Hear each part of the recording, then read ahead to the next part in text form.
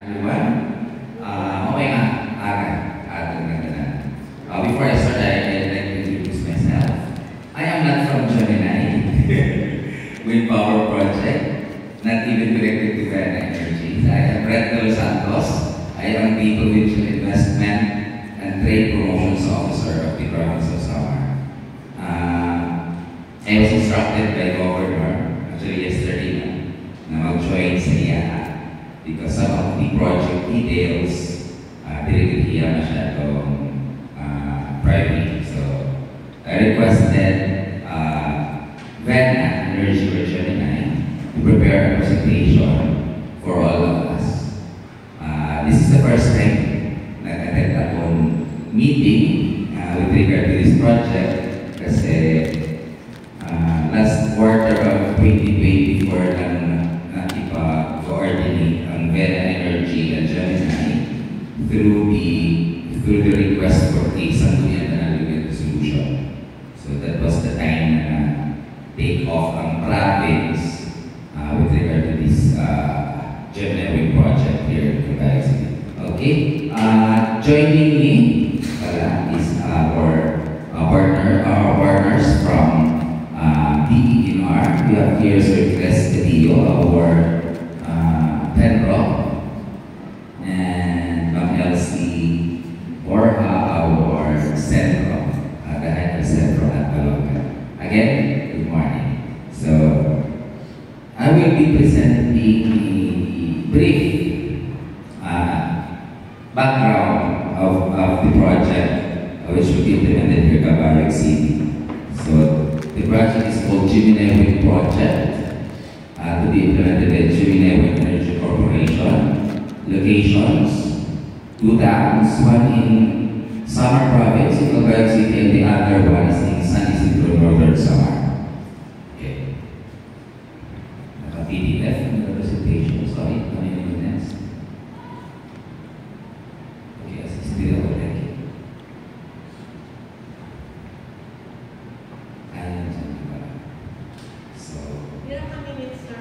For the size, for the size. Just to give you a background, there's Gemini, it's a Filipino corporation proposing to construct an energy project in Samar Island. So particularly in Cagayan City and San Isidro, Northern Samar. GWEC is an affiliate of Vena Energy. So yung Vena yung palagi pumupunta dito. As you can see, yung mga teams mostly from Vena Energy. Is a renewable energy and power producer in Asia Pacific. So far, Vena Energy is currently operating 6 renewable energy projects in the Philippines, including the 30.4 megawatt solar power from Ormoc, Leyte, and the 54 megawatt wind farm in Bililia, Rizal. That's about Vena Energy and work. So, project overview of the Gemini wind power project in Samar Island. So, the generation facility type is renewable energy, of course, because of the wind electricity generation facility. Location, as mentioned, Cagayan City, which will cover 13 barangays, and 1 barangay in San Isidro, only 1 barangay in Northern Samar. Transmission lines will be located same from Cagayan City. Target capacity is 304 megawatt. So this is based on the average computation of 8 megawatt per wind turbine. So we will be erecting total of 38 wind turbines. So 38 times 8, that's equals to 304. That's the average computation. Target construction timeline of Vena is second quarter of 2025. So next week, second quarter na. Pero may mga buti na inaayos in terms of permits and clearances so pa may take off by the second semester of 2025. So the target construction period is about 14 to 16 months. DOE service contract numbers na secure na Vena and WEC. So we WESC 2023-4-274 issued on May 12, 2023. So market of the off-taker is Green Energy Auction Program, where GR-2, winning bidder one, Beda Energy. Next, please. So I think this is very generic. I'll skip this one lang siguro. Let's proceed to the next. Yeah. So indicative layout of the project in Samar Island. So total project area will be covered by the wind energy project is around 650 hectares. As mentioned, the total number of wind turbines, generators is 38. Dalawa, covered niya is the Verdan and the other one is the protected area. So they mentioned which concern natin is the protected area. For the protected area, meron tayong 12 wind turbines na ilalagay. And then sa Timberland, mostly yung rest, which is 26 yung count natin.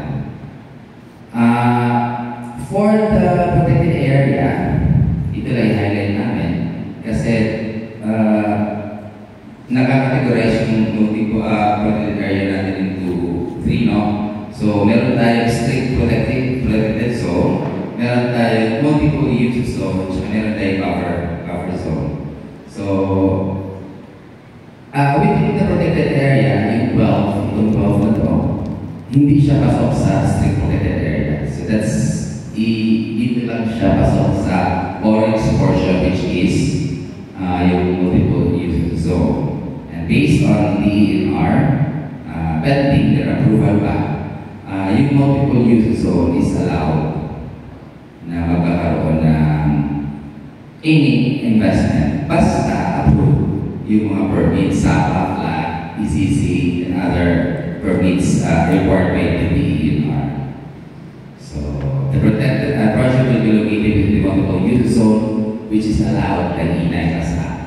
So, later, may thorough presentation si DENR para appreciate natin ano yung INAI PASA and the amended one. Okay, next please. Highlighting the scope within the Albayo. So ito yung magiging mapa niya. So, covered barangays, meron tayong 6. That's Bugdong, Bayo, Pilar, Anipong, Danao 2, or Danao 2, San Joaquin. So 12 yung papasok sa multiple use zone sa orange portion ng protected area.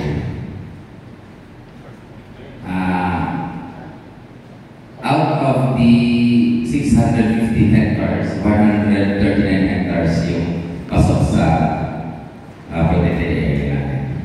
And then yung project footprint within the CDHPL is 30 hectares. Ito naman yung concern with regard to our water system, yung sa natin, sa source ng water, existing water system natin. So we have here the layout, the map. The one that started, well, in the location ng source ng water district natin, ng reservoir. So, kung titingnan natin, that was survey, na-compute natin the distance from the nearest turbine within the protected, multiple use zone ng protected area sa 12 na kaso. Ang pinakamalapit is 1.6 kilometers yung distance. And not only that, yung distance niya hindi yung flat. Meron pa siyang bundok na parang hindi lang flat na 1.6. Medyo malayo yung gawin kung isusukatin natin. So 1.6 kilometers yung height. And then, just to give you a more information, nilanong namin si Bella, kasi ang concern natin dito, we need electricity, pero hindi natin pwede sacrifice the water. Kasi that's also one of the basic needs natin. So, upon survey, wala naman daw sila matatamaan transmission lines or anything ginagawa ng water system natin. And if mayroon man katamaan, willing naman sila to compromise, to negotiate kung ano po yung pwede gawin ni Verna. Of course, with the guidance of our authority for the DNR. Kasi narinig ko kanina yung request kasi ni Water is medyo iba. So, sige, later we will discuss that. So yun, nakita natin, yung reservoir natin is within the strict protected zone talaga, yung sa water district natin. So which is allowed naman ni DNR, I mean, na meron yung reservoir, si water district. September lang. Sige. Next. Just to give you an updates regarding the permits and clearances being facilitated by FEDA. For the local government units, meron na yung barangay secured, CP, and municipal resolutions. Ito municipal is for sa Isidro, secured, and yung provincial resolution as mentioned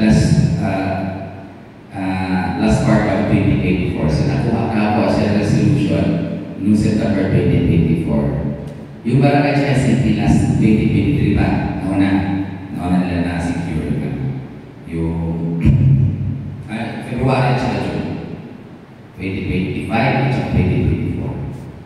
Okay. Pero lately, nauna nila pag-apply pa lang si barangay at si city and municipal resolution. For the board of investments na required sila na makakuha ng permits, certificate of registration ongoing, February 25 lang sila start, actually last month lang. Pero target na release is this coming second quarter of 2025. For the Green Lane, secure na sila last November, last year na. And then for the Bureau of Customs, certificate of registration secured last July 2024. For GAAP naman, para sila ng height clearance permit, secured last July 2024, June 2024, sorry. And for DOA, or Department of Energy, meron na silang nakuhang Net Energy Service Contract last May 2023, Certificate of Registration, May 2023, Certificate of Energy Project of National Significance last December 2024. So, yun, so far, for this portion, yung sa DOI nila yung ipakalot nila, which is targeted as this coming quarter. Next slide, please. With regard to the permits and clearances to be secured from the DNR, AMD, MGD, o kung ano pang mga offices ng DNR, ECC is ongoing. Online naman to. May mga konting atrial lang because nga of the approval of the final allocations.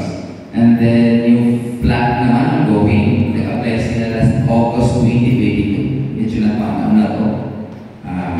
Hopefully, may sagot na si Ben sa concerns ni DNR. For Sapa naman, nag-start sila last March 2023. As of today, ongoing pa rin yung mga permits natin from DNR. So ito yung sinasabi namin, Verna will not operate pag hindi ito ma-secure lahat to. Yung nakaya. And then for the tree-cutting permit, ito yung hindi pa ma-applyan kasi mag-base pa sa approval ng Sapa. So yung Sapa kasi yung basis kung saan talaga yung final locations ng mga withdrawal rights natin. For the NCIP, which is a requirement for securing an area clearance, nagawa ko sila last January 2024, and kumuha ulit sila last January 2025. I think annual mo na? Isa lang. Dalawa yung nilagay nila. Nagawa sila 2024, nagawa sila 2025. Anyways. For the NGCP, System Impact Study, nagawa sila last month lang, last batch 2025. Facility study, ito yung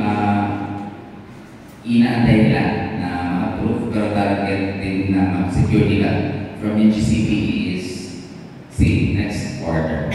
And then for the collection agreements, pending kasi kailangan na-comply mo na itong dalawang to. Yung first two requirements ng NGCP. And same with kailangan permit ng DNR Centro, yung sa PCE naman, inantay pa rin yung final alignment o yung locations ng mga turbines natin. Okay? Next. Okay, ito lang para meron tayong makita kung ano yung magiging benefits ng projects aside doon sa renewable energy, of course, renewable energy sustainable, less carbon footprints.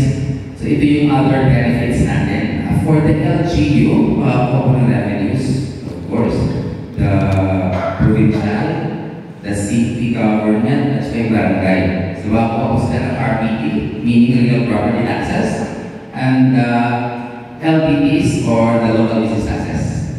So ito, income sa LGU from these taxes. For ER 1-94 and other financial benefits, ito yung magiging share ni local governments out of the generated power from the wind turbines. So may computation based on imposed law.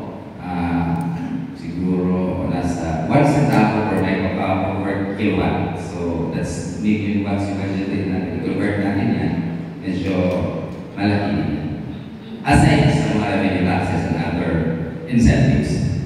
Of course, local employment opportunities sa construction phase, meron tayong hire ng mga local workers. And sa operation naman, meron tayong hire ng mga local din for the maintenance, for the security, for the administrative functions during the operation of the Gemini Wind project.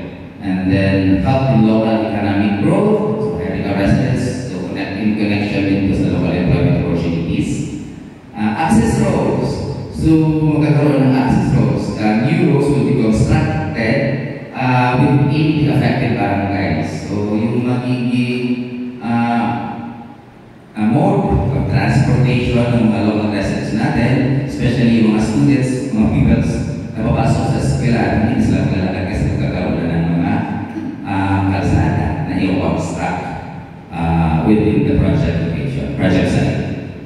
As mentioned, environmental sustainability kasi yun nga, renewable energy, less carbon footprints tayo,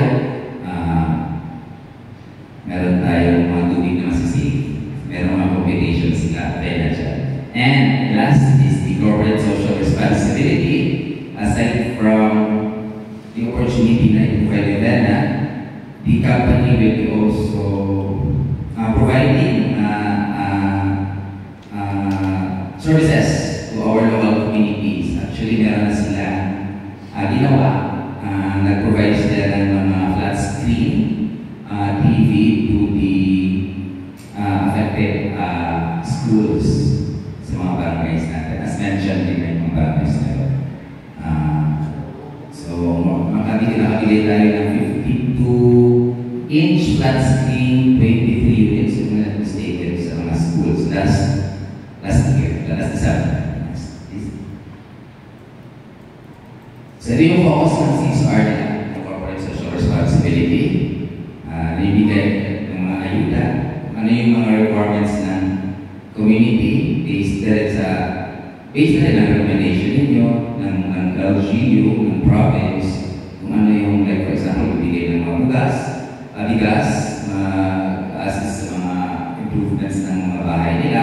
So yun. For the infrastructure, we are, so sa province side naman, na-identify kami ng isa pa lang so far, na maglalagay ng mga toilets sa mga bahay. Kasi yeah, that's part of the washboard program ng provinces naman. And then for the environment, meron tayong gawing pre-planting activities. Of course, hindi tayo, ay pupulin tayo kami papalit. I mean sila. Hindi ako kasama sa Bena. So meron kami sa Bena. And sa other sites nila, sa project sites nila sa ating sa Pilipino Rizal, kasi may mga pawigan doon. So naglalagay sila ng parang sustainable programs para sa mga pawigan. So that's outside na sa scope ng project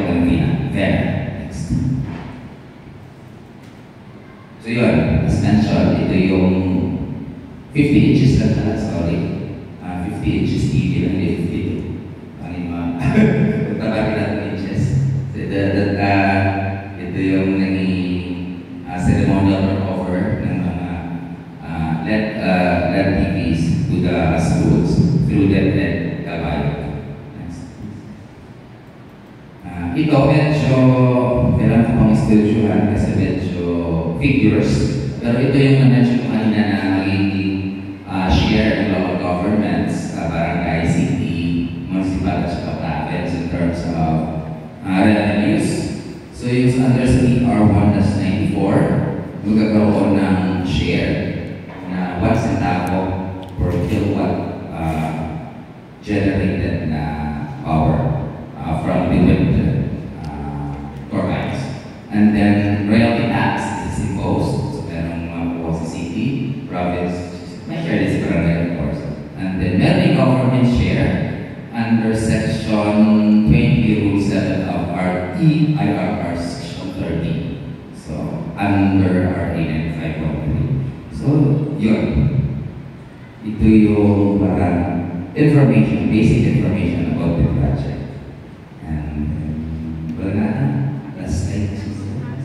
Okay, so that ends the presentation of Lena. Thank you very much for listening, and if may mga questions, masasagot namin with our partners. Thank you. Sir Harold, wait for a second. Pwede ka mag-present.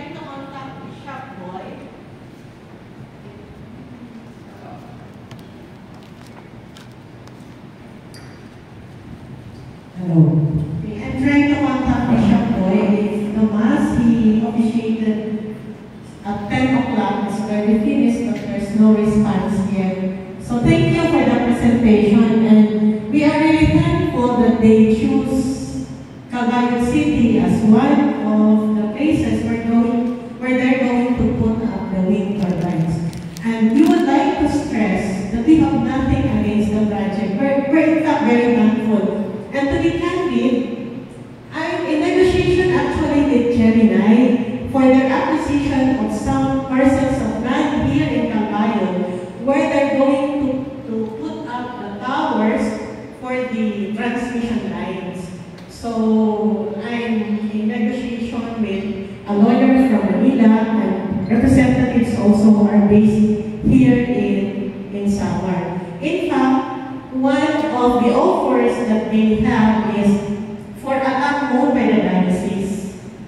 And there's a problem there because a lot of the diocese is to be used by the diocese as the future site of the new cemetery. So there's a problem with that particular land. But anyway, that's my interaction with Gemini. And that we are really thankful that they choose Calvario.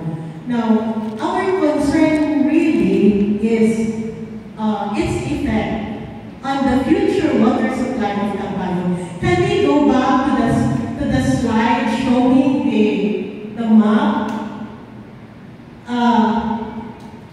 Currently, Calvario City Water District has 3 sources of water where we get the water we supply to the concessionaire. The other one, there's a bigger one.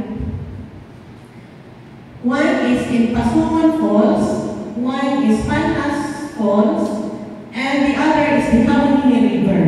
All are surface water. Now, there is one potential water source that we already have water rights to extract water from it. It's in Manlulubog Falls. I don't know if you are aware where is Manlulubog Falls. It's somewhere in Danao. Lungsong. Barangay Lungsong. But you have to pass by Malacao and Danao, going through Lungsong. So that is a water source that we are going to develop starting in 2026, right? 2026. The target is to start because those 3 water sources that I mentioned earlier to supply the water needs of the entire city. Pag mga nasa higher ground ka, mahina yung tubig. So it's somewhere here. So it's very near really the location of this wind turbines. I'm not exactly sure, but I know it's somewhere here, the location. So our concern really is if there's a way that all of this that are within the protected area be relocated to other area outside of the protected zone. That is really what we are asking. We also learned that in Northern Samar, there is an even bigger project by Vina Energy to be set up. Initially, that one wind turbine in San Isidro, that is just the beginning. There's another bigger project, bigger than this one, that will be located in Northern Samar. But initial information that we got is that when Vina Energy approached the provincial government, they were informed this protected area is off limits. You look for other sites except the protected area. So the very La Rosa portion, protected area in Northern Samar, that was not considered by Vina Energy. And that is really what we are asking from the DNR and from the provincial government. If there is something that we can do so that those wind turbines that are situated within the protected area, it be placed outside of the protected area. So I think there is still time to do that. If you are going to ask us why we are doing this now, because we want to act now. Saan pa kami magtitiwag? Kung maray ng tubig na naturo, maray ng tubig na nakukuha kami. Probably it won't happen in 5 years, it won't happen in 10 years, but long-term effect, it will really have an effect on the water supply of Tagalog. We cannot deny that.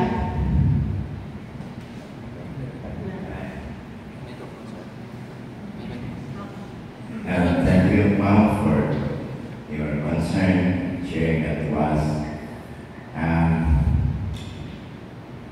Yun, titingnan natin, firstly, DNR is not the decision-making body for Kamay Panas, may Panas, itong protected landscape. Because, according to NEPA's Act, may governing board yan, may protected area management board. Ang rule ng DNR yan is to sit in as the ex-officio chairman, which is represented by no less than the regular executive director. Our PASO is just the executive arm of this body. Okay? So let it be known it is not the decision of DNR whether mag-accept ng proposal or project within the protected area or not, but it's the political body to decide that. Okay? Currently, Sir, maaari ang office? medyo hindi pa ako masyadong in-depth of this project because I have just reported last January in view of Professor Beleva, who was promoted as DRD for Technical Services. So nakikita naman kami naman na based on the matrix about the permits that have been asking. The part of it ongoing pa po kasi nga kailangan pa may mga data na kailangan pa. In fact, baka isa sa mga suggestion niyan na pwede magawa ng pena yung impact study. Kasi yung impact study, actually, mayroon naman natin tested when the project was conceived, I think. It is backed up with a scientific study that somehow clarifies whether ano ba magiging impact or if not, kung mayroon impact siya, anong mitigating measures na dapat institute later on. Ngayon, ang kanyang na-issue sa pambi po natin i-raise. We take note of it siguro kung yung concern niyo ma'am, ilalagyan sa PAMB for as an agenda, baka doon yung proper venue for discussing this. But again, we take note of your concern. Now, I would like to show you as an initial, ako para sa I'm representing DNR, but it's all also, my expertise is GIS. So I can show you something as an eye-opener. That ito po yung ngayon ko lang ginawa kung I was sitting here. This is the, okay. Actually, as I understand, ang windmill kasi may location lang siya appropriate kung saan mayroon siya hangin na sustainable ang hangin para makaipot yung turbine. And for that, looking at this images galing po sa interferometric satellite radar imagery nung inanong kong hill shape. So ito ang actual natura with respect to the topography of the area. Itong part na ito ng CHPL. So ito, if we can notice, ito yung system ngayon doon na dam. Yung water na pupunta doon ay galing dito. Ang ito naman nakalagay sa mga proposed or not yung pinapinalas na location ng turbine. It seems that ito lang parte ang medyo may effect. Dati lagi nasa tuktok na siya ang location niya. So, kung mayroon mang later, as you can see it, may 3-cutting application, which is wala pa po for application kasi hindi pa napapinalize yung area. Kaya nakabinbin yung forest land use, forest land agreement at saka yung SAPA for protected area. Kasi nga, hindi pa ma-finalize. I don't know kung basta status, hindi na siguro answer that. Ngayon, ito ang bridge. Kaya yan ang sa tingin ko na napili na location because yung wind direction niya, based on sa aspect map, ito ang southwest, halos dito yung hangin gumaganon. So ito siya, recipient siya ng wind direction. So that's the reason why I think yun ang napili na yung site or location ng itong energy project na ito. So, with respect to impact, again, yung cutting na gagawin ay una, dito man lang ay yung may poste. So, again, I'm just sharing this for purposes of information.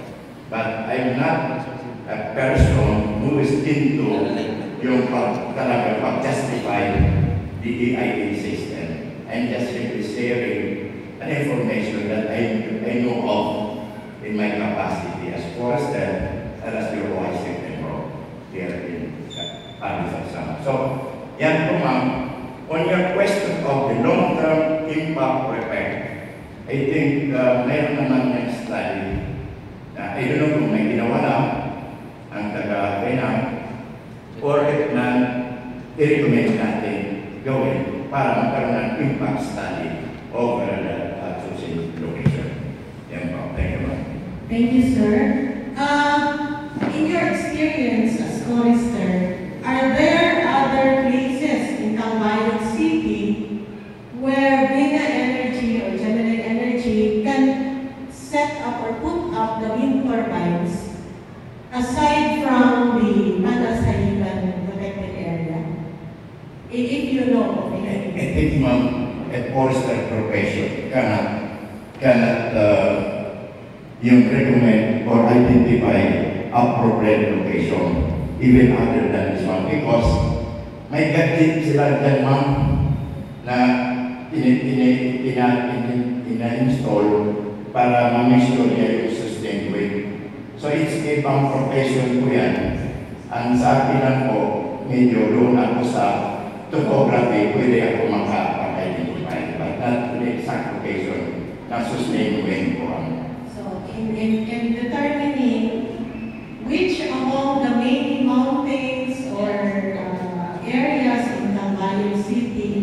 would be more suitable for the project, when outside na yun sa ninyo, sir? Yes po. Okay. Okay. Because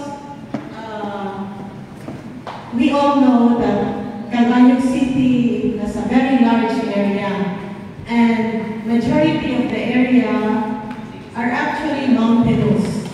So probably, if we can ask Nina Energy to also study other potential areas na outside sana sa protected area, yun lang talaga yung hinihingi namin. Huwag namin galawin sana yung protected area. Because whether we like it or not, it really has an effect. Aside from the effect on the water supply of Calbayog City, meron din yung effect doon sa biodiversity within the area. And probably I should ask Sir Harold here, Harold Mercurio, to also share his, what he knows about this project. Mas maihan na siya para research din kay kami, halimbawa kami sa just last December. Good morning. I am Mr. Harold Mercurio, faculty member of Northwest Samar State University and a researcher on watershed management and reforestation. Okay. So I've been invited as a resource person probably since last year. I've attended several meetings and I have followed the presentation of Vega Energy and even the discussions among the members of BAMBI. And one of the major concerns of the barangay captains in those affected areas where the wind turbines will be located is the immediate impact to the people, to the community, to life, the environment, to their safety, and to the high concentration of biodiversity that will be displaced. Because tanggapin natin sa hindi, maingay po itong wind turbines. Okay? And another is, hindi sila satisfied daw pagdating sa information dissemination regarding the project dahil pumili lang yung pera ng kanilang magiging audience at saka there were instances na yung barangay captain ng affected area hindi present during the public smoking. So yun yung pinakasama ng kanilang loob. So these are the things that they want to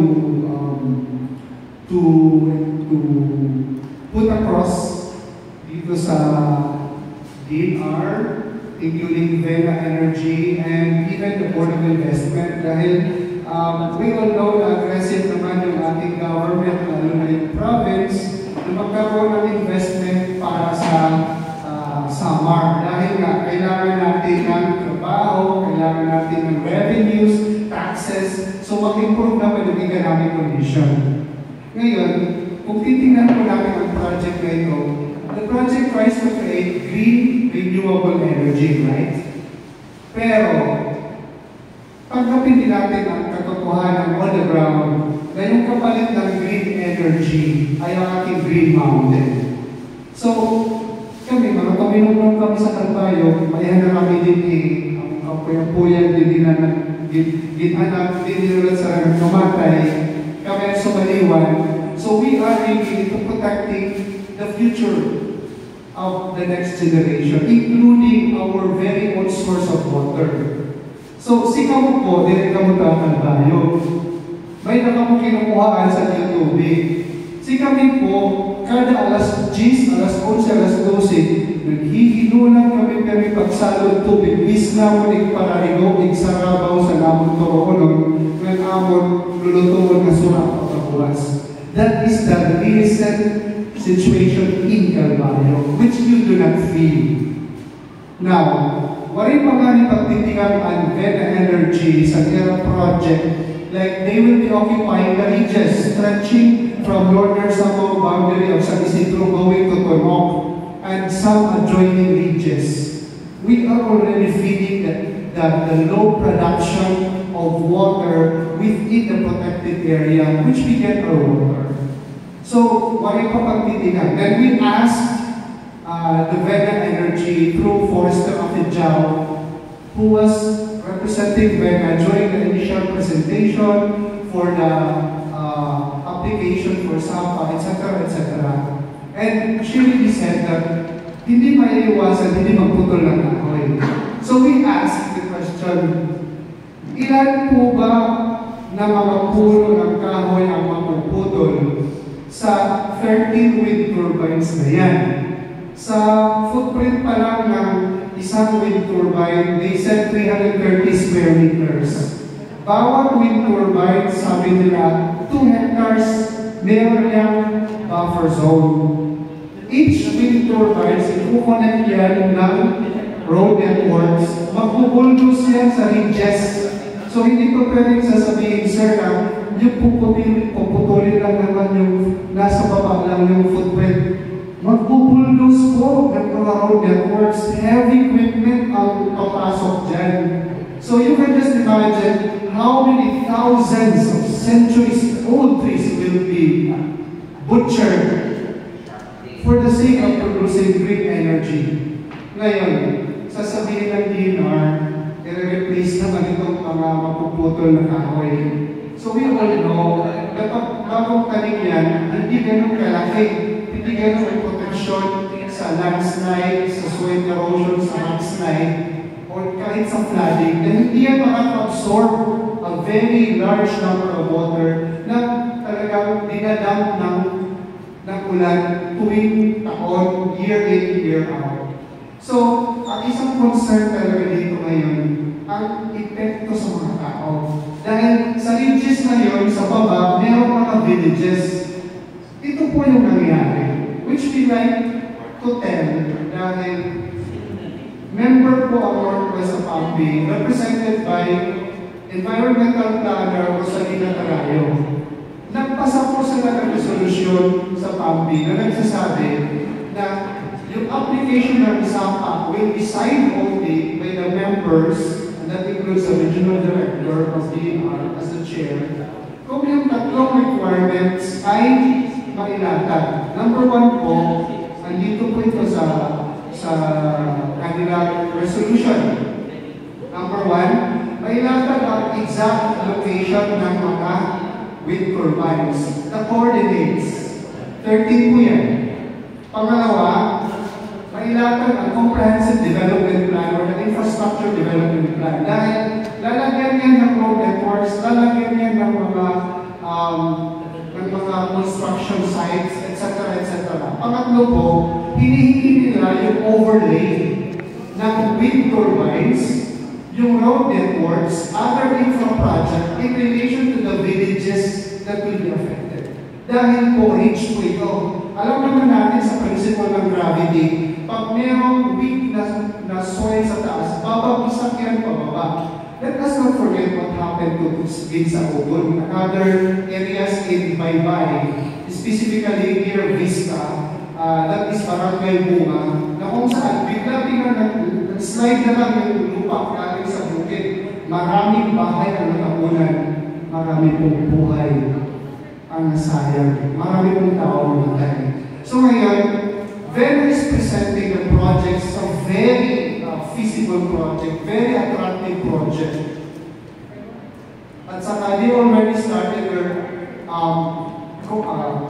corporate responsibility outreach para sa mga affected areas. Pero yung hindi pa rin naalis sa isipan ng mga mamamayan, lalo na yung nakatira sa protected area is paano po mangyayari kung sakaling magkaroon ng disgrasya related to the construction of the road networks. Dahil ibubuldos po yan.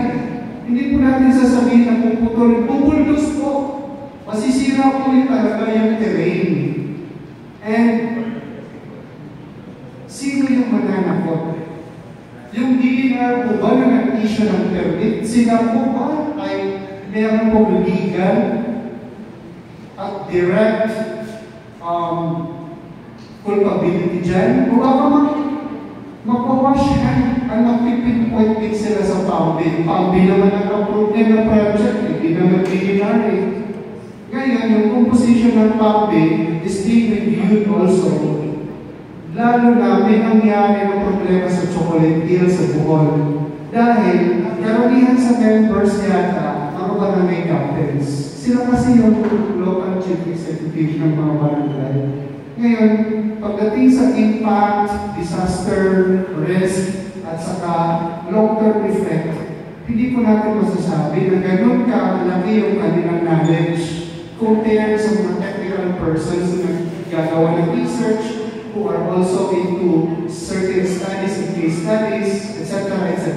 So, to cut the story short, puminter pa sila dahil merong dinadanggal sa kanila ng mga rewards, but at the expense of the safety of their constituents, destruction of the environment, at saka, yun, the water supply is at stake. So, ngayon, naintindihan natin kailangan ng ganitong project ng government. Kulang tayo ng supply ng power, kulang tayo ng investment, kulang ng trabaho sa summer, and this can generate. But again, we're looking at the bigger picture. Sa Northern Samar po, bago dumating yung Abuitis, tatlo kasi yung malalaking mga energy project proponents Dinatag ka agad ni Governor Tiglit Ongchuan na kahit saan, kahit ano pwede ilagay, exact sa protected area. Kung pwede din ba po yan mangyari sa Samar to spare the protected area dahil may mga high ranges din naman sa Calbayog. Napakalawak ng Calbayog that the biggest city in Eastern Visayas, to be exact, na pwedeng mailipat sana ito dahil tanggapin na natin sa hindi, meron po collateral damage yan. And most likely, environmental damage and damage to life are irreversible. Yun lang po. Thank you.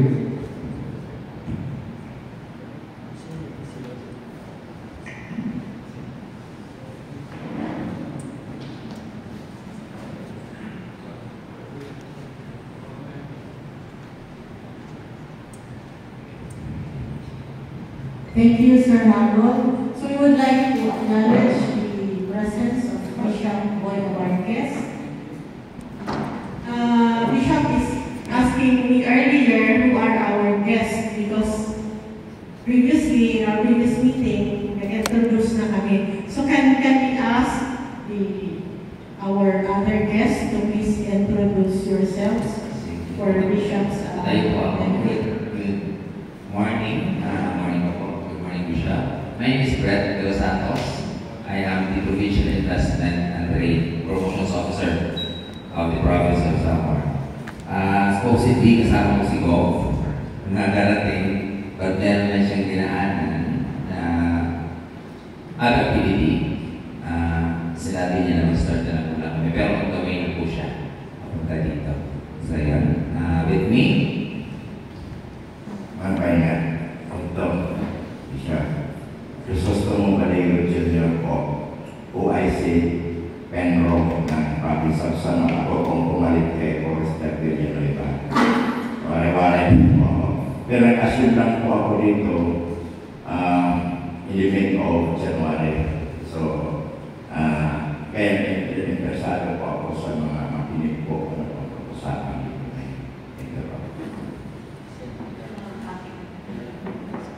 Okay lang po. Thank you. And another newcomer is, we have Miss Gina Dian Ragudo of Northwest Samar State University also. Good morning. To Bishop Gina Dian from Northwest Samar State University from the Development Communication Program. And also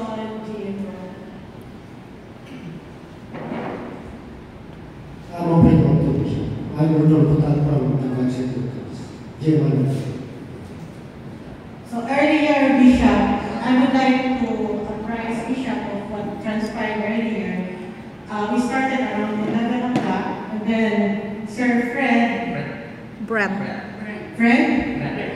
Brent, okay, Sir Brent presented the project overview given to him by Green Energy or Gemini Green Energy. So hindi daw siya yung owner ng presentation. It's the company, the proponent of the project. And then after that, our PEMRO officer also said something about what he knows regarding the project and the protected area. So, yun pa lang po. Yung naabutan niyo po was Sir Harold kanina. Okay. So, we wait for Governor. Yeah? So, we would like to acknowledge the arrival of Governor Shari Antan. Thank you both for coming.